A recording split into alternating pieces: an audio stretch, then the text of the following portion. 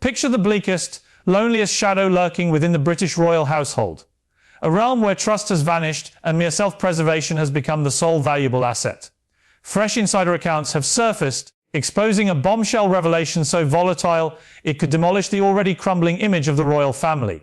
Prince Andrew, widely regarded as the most tarnished figure in recent royal times, cornered by relentless legal pressures and staring down ruinous consequences, supposedly took a reckless, unimaginable step. Trusted whispers from well-connected sources inside the palace indicate that just as talk of inevitable court battles and possible detention grew intense, the Duke of York extended an outreach across the ocean, aimed directly at Prince Harry and Meghan Markle. This went far beyond a simple request for understanding. It represented a deliberate, strategic proposal for a shadowy partnership, a poisonous agreement uniting the monarchy's most notorious rejects. Before we unpack the specifics of this astonishing covert proposition and Meghan Markle's decisive, merciless shutdown, buckle up, this is going to be intense. If you're after the unvarnished facts hidden behind palace doors, drop a like on this video immediately. Subscribe to the channel and enable every notification to stay ahead of every major royal revelation. Your engagement helps us continue unearthing the truths the institution fights hard to conceal. Take that step right away, and we'll plunge straight into the chaos. To grasp the full scale of this misguided fantasy, we must examine Prince Andrew's mental condition as the pressures tightened around his residence at Royal Lodge. According to accounts shared among royal observers, Andrew had become entirely disconnected from the real world. Deprived of his military honors, removed from his honorary roles, and essentially exiled from public view by his brother King Charles, he had stewed in a poisonous mix of bitterness and a sense of superiority. For decades, he had been treated as exceptional, the clear favorite of the late Queen Elizabeth II, immune to the standards applied to everyone else. When the Jeffrey Epstein controversy erupted completely, destroying his reputation and casting him as an international outcast, Andrew's mind refused to accept the lasting damage, rather than confronting the gravity of the accusations leveled against him. Sources indicate he dismissed the whole disaster as nothing more than a temporary image problem. He apparently continues to view himself as the target of a vicious media assault and a heartless institutional plot masterminded by King Charles and Prince William to tighten their grip on authority. It was amid this profound break from reality that the notion of a shadowy partnership took root, as frightening indications of fresh legal threats emerged and speculation mounted about authorities preparing for an eventual apprehension. True fear finally gripped him. He understood his brother would offer no rescue. King Charles had shut off all support. The monarchy's safeguarding barrier had been withdrawn for good. He stood utterly alone. In his frantic hunt for any escape route, his gaze shifted to the west coast. He fixed on Prince Harry and Meghan Markle. In a stunning display of mental contradiction, he spotted a chance. His reasoning, per these shocking accounts, unfolded along these lines. Both he and Harry had suffered under the identical oppressive structure. They were both spares, younger sons historically pushed aside, diminished, and ultimately discarded by the unyielding, merciless institution. In Andrew's distorted outlook, his devastating legal entanglements and indefensible connections ranked no differently from Harry's frustrations over accommodations, protection arrangements, and familial disputes. This marks the heart of the trust issue. Andrew senses a deep, almost sorrowful connection with Harry. He truly sees them as kindred spirits, two royal siblings unfairly cast out. He completely overlooks the enormous, unbridgeable divide between Harry's relatively minor family complaints and his own severely condemned, worldwide legal crisis. Built on this flawed foundation, Andrew supposedly crafted a detailed, confidential proposal for Harry. The risks were existential for him, touching both his finances and his standing. He urgently needed a reinvention. The plan centered on a shared enterprise in portraying themselves as perpetual victims. He aimed to merge formally with the Sussex identity, fusing their complaints into a powerful cross-ocean campaign against the royal system.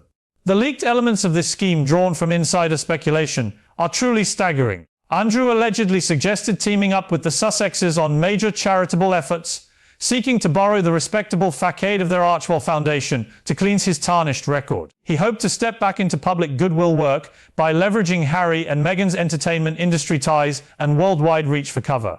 But the idea stretched beyond mere joint initiatives. The growing urgency of this harmful agreement included a suggested tangible show of solidarity. Andrew even floated traveling to California for a visit to Harry and Meghan's Montecito home as proof of sincerity. Consider the astonishing boldness here. The Duke of York, now a toxic figure, shunned, dodging legal summons and media glare. Truly imagine that a photographed stroll in Santa Barbara alongside the Duke and Duchess of Sussex could serve as an instant image overhaul. He believed aligning visibly with these Hollywood exiles would compel King Charles to reconsider, demonstrating to the institution that the banished royals wielded too much combined influence to dismiss. Yet Andrew's isolation ran so deep that he couldn't risk a straightforward call to Montecito without facing outright dismissal or exposure. He had turned into a phantom, severed from the communication channels that once shaped his existence. To cross that divide, accounts indicate he relied almost entirely on the few remaining allies he possessed: his daughters, Princess Beatrice and Princess Eugenie. The princesses had preserved a warm, understanding link with Prince Harry. Eugenie, notably, became the initial royal to travel to California for him, joining at the Super Bowl and appearing in the Sussex Netflix series. She had long served as a potential link between the divided Windsor branches. Per these confidential insider accounts, Andrew callously took advantage of that family connection. He supposedly urged Beatrice and Eugenie to serve as his covert messengers, quietly testing the concept of this shadowy partnership with Harry in their personal exchanges. The emotional burden this placed on the princesses must have been enormous. They found themselves tasked with pulling their cousin, who had already shattered his ties to the monarchy, into the orbit of their father's devastating legal abyss. They acted as reluctant go-betweens for someone unwilling to acknowledge that his downfall was irreversible, his prospects sunk beyond recovery. When the overture finally arrived at Prince Harry's attention, the response was said to involve serious inner turmoil. Harry had dedicated recent years to crafting his public persona around being the wronged party mistreated by royal indifference. Through his book, documentaries, and interviews, he had detailed how the institution discards its members under intense scrutiny. When Andrew's appeal, framed in terms of common hardship and joint mistreatment, reached him, sources suggest Harry paused to consider. A key vulnerability in the Sussex approach is its reliance on opposition to the monarchy. For a fleeting, alarming instant, Harry supposedly weighed whether gaining endorsement from another high-ranking royal could strengthen his accusations of systemic harshness against King Charles and Prince William. Caught up in his own sense of injustice, he might have briefly viewed Andrew less as a condemned figure and more as a comrade in exile, prepared to help dismantle the establishment. But this momentary doubt overlooked the glaring contradiction at the proposal's centre. The Sussex enterprise rests entirely on uplifting the powerless, defending the exploited, and challenging misuse of authority. Their California-based life depends on projecting unbreakable ethical superiority. Partnering with Prince Andrew, someone forever tied to one of the gravest exploitation networks in recent memory, would represent an unforgivable violation of their proclaimed principles. It would erase every statement Meghan has made on behalf of women's rights and undermine every Archewell effort.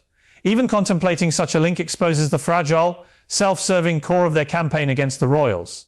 Still, Andrew's misguided outreach pressed on, grounded in complete falsehood. The relayed message emphasized their supposed shared targeting by faceless bureaucrats. Andrew's victim stance collapsed spectacularly because his claims stem wholly from dodging responsibility for his own grave choices. Harry's exit sought independence, however flawed. Andrew's isolation aimed to evade repercussions from unthinkable accusations. The plea appeared not merely pitiful but profoundly offensive. He essentially requested that Harry and Meghan risk their lucrative US venture to grant him temporary cover. As these covert discussions supposedly teetered, the harsh truth finally landed. Accepting would permanently bind the Sussex identity to an uncontainable controversy that no expert could repair. This wasn't collaboration. It was dead weight dragging down someone already struggling. Accounts indicate that although Harry hesitated, ensnared by lingering family anger, the decisive call came not from him. It originated from the primary force shaping the Sussex identity, and it arrived with merciless clarity. Meghan Markle entered the discussion, assessed the poisonous offer, and issued a devastating rejection that reverberated from California straight back to the desolate royal lodge. Meghan didn't merely decline Prince Andrew's overture. She demolished his frantic scheme with icy, deliberate efficiency that allowed no ambiguity. When informed of the indirect exchanges between her husband and the Duke of York, sources say the mood inside their lavish Montecito property froze instantly. She immediately perceived the catastrophic risk involved. While Harry may have let his grievances toward Charles and William momentarily distort his view, seeing a possible comrade in his disgraced uncle, Meghan evaluated everything through the unforgiving prism of reputation management in entertainment. To her, this concerned neither kinship nor mutual pain. It was purely about preserving their brand, and Prince Andrew constituted a fatal threat.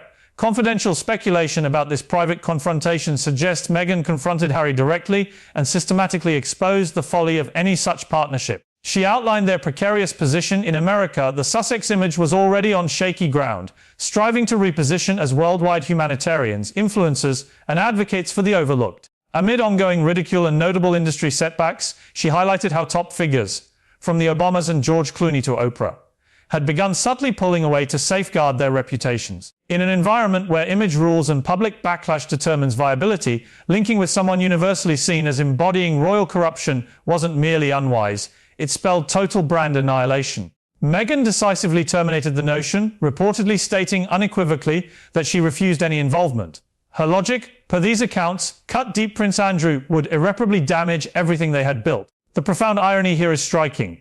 The Sussexes, whose prominence stems from their royal roots, now treated a senior blood royal as dangerously contagious. Meghan grasped the fundamental inconsistency Harry missed. She recognized that Archwell stood on pillars of women's advancement, safeguarding the defenseless and confronting injustice, allowing any charitable tie-up, or worse, welcoming such a figure to Montecito, would trigger catastrophic fallout. Every appearance, every project, every production would highlight their hypocrisy. Media scrutiny would be relentless, partners would vanish, and their entertainment foothold would collapse. Thus, the refusal Meghan enforced was far from courteous. It wasn't softened with family considerations. Accounts describe her insisting on a total cut-off of contact. The response channeled back via the reluctant Princesses Beatrice and Eugenie carried absolute finality. Meghan conveyed that Prince Andrew represented pure poison, a risk so severe that even association in conversation insulted their mission. This delivered the crushing blow. A textbook exercise in professional separation that stripped Andrew of any lingering prestige and cast him as a beggar at the fringes of Hollywood's outsiders. For Andrew, absorbing this harsh dismissal reportedly shattered him more profoundly than his infamous television appearance. His ingrained sense of privilege had long insulated him from his actual standing. He assumed his birthright as a prince and son of the late Queen retained inherent value that even the Sussexes would respect. He misjudged that Meghan, a once overlooked actress in royal eyes, would eagerly align with the Duke, blind to how dramatically the balance of influence had flipped. In Hollywood's ruthless evaluation of worth, Andrew held no value. Worse, proximity to him spelled ruin. Accounts depict Andrew descending further into seclusion and suspicion afterward. The awakening proved crushing. He had approached the only prominent figures openly opposing the monarchy, proposing solidarity, only to face outright rejection born of revulsion. For the first time, he confronted his complete abandonment. Even those who profited from attacking the institution wanted no part of him. The bond he imagined with Harry proved entirely imagined. Harry's grievances, however inflated they seemed to observers, differed fundamentally from Andrew's flight from justice. The trust gap stood exposed in the cruelest way. The fallout rippled through remaining family connections too. Beatrice and Eugenie, thrust into the painful role of intermediaries for this doomed effort, faced the consequences. Reports suggest Meghan's sharp dismissal of their father drove a significant, unspoken divide between the Sussexes and the York princesses. The sisters had consistently protected their father privately, shielding him from the harshest criticism. Carrying his plea only to see it contemptuously rejected and their father branded untouchable represented deep embarrassment. It underscored that no camaraderie exists among banished royals. Outside palace protection, self-interest reigns, and Meghan demonstrated readiness to burn any remaining link to safeguard her ventures. Meanwhile, Prince Andrew's situation grew increasingly dire. The initial desperation fueling the proposal hadn't faded, it had intensified into outright dread. Insider speculation holds that talk of impending legal action stemmed from serious, behind-closed-doors efforts by global authorities. Rumors of potential custody or compelled testimony grew insistent within Royal Lodge's empty spaces. King Charles had signalled clearly through aides that no diplomatic safeguards would apply, nor would royal resources fund defence against formal accusations. Efforts proceeded to remove Andrew from the property, slashing his security and allowance. The institution severed the diseased part to preserve itself, abandoning him to public judgment. In this suffocating isolation, the collapsed Sussex plan sealed off his final illusory exit. He had convinced himself a joint media offensive, disguised as resistance to cruelty, would corner the palace into concessions, restoring funds, protection, and cover to silence them. It amounted to a frantic extortion attempt rooted in panic, and its failure left him defenseless. Accounts describe Andrew oscillating between explosive anger and frozen terror. He cannot grasp why his mother's memory fails to shield him, why the world won't forget, or why his closest relatives deem him disposable. The unsuccessful reach to Harry represented his last cling to the wronged younger son story. Equating his crisis with Harry's issues exposed his utter lack of self-awareness, treating profound wrongdoing as mere optics rather than ethical collapse. This reveals the core contradiction among royal outcasts. All demand royal perks and respect without institutional responsibility. Yet facing each other, they recognize only their own flaws mirrored back. Harry and Meghan see in Andrew the arrogance and shame they fled. Andrew sees in them the media games and commercialization he scorns. All circle the same victim narrative, yet repel one another. As Andrew's time at Royal Lodge winds down and his history looms larger, this collapse scheme marks his absolute collapse. It sealed his last avenue. His royal influence perished not through Charles or William, but via Meghan Markle, in a California assessment deeming him worthless. The absolute finality of her dismissal reverberated through Andrew's fracturing existence, sealing his irreversible descent. According to these dramatic insider revelations, the period right after the partnership's failure brought an eerie, frightening quiet to Royal Lodge. A man accustomed to entourages cleaning up after him now confronted total solitude. The grand rescue he conjured vanished, obliterated by someone who saw his heritage not as protection but as peril. This marked the point where Andrew exhausted all strategies. The game board stood empty. Deeply embedded palace sources suggest the Montecito outreach didn't stay hidden long in the tightly monitored royal network. When word reached King Charles and Prince William, the response reportedly blended explosive rage with grim satisfaction. For Charles, already pursuing Andrew's removal from the expansive Royal Lodge and ending his publicly funded security, this confirmed his brother's unreliability. Attempting secret alignment with the Sussexes, those who had spent years undermining the monarchy's standing, amounted to betrayal of the crown. William, seen as the driving force behind Andrew's exclusion, viewed it as proof of boundless self-destruction. Accounts claim William leveraged this to permanently bar any chance of Andrew's return, even privately. Though unsuccessful, the scheme hammered the final nail, establishing Andrew as a loose cannon ready to side with the monarchy's worst adversaries for personal gain.